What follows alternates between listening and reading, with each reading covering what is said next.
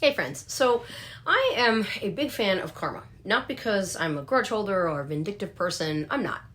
But because I have seen it at work, both for and against me, if I'm honest. But the reason I'm a fan is because I feel like sometimes it teaches people lessons that they otherwise would have never learned unless they received a big old helping of what they dished out to someone else.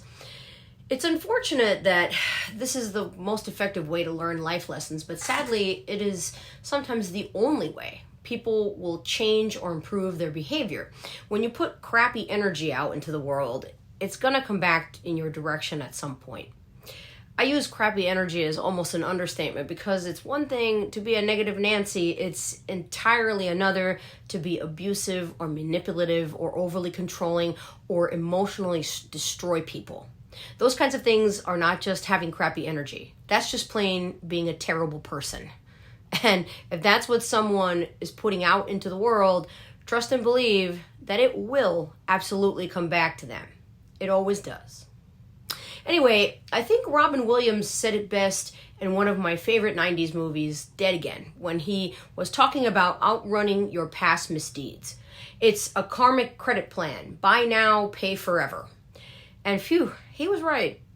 Karmic lessons are probably the most difficult ones we ever have to learn because they have a pesky way of appearing over and over until we actually learn them and finally break those patterns. When you do, you finally clear the path to grow towards being the person you know you want to be. And sometimes you lose people along the way in this journey, especially if one of the patterns you break is letting people walk all over you. Or no longer letting others control you.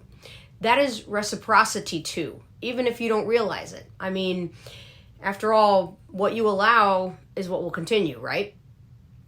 I read something a while ago that said some people never understand what you bring to the table until they watch you in action at another table.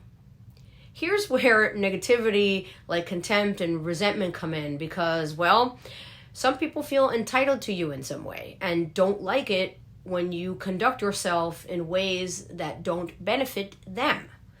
In these scenarios, you shouldn't seek revenge or indulge them or really do anything. You keep working on you and what you put out into the world. Let them get back what they are giving out. And believe me, again, they will. As they say, the only thing you ever need to know about tables is that they always turn. One of the best ways for you to know that you have outgrown those old patterns is when you find yourself walking right over the very things that used to trip and fall over. That's a major tell that you're doing something right. It's an incredible feeling. Keep doing that. Keep putting good out into your relationships with others and into the world as a whole. It might not be tomorrow.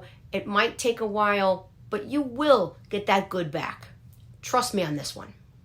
That's all I got for you this week. I'll be back next week with another priority message. Until then, take good care of yourselves. Bye.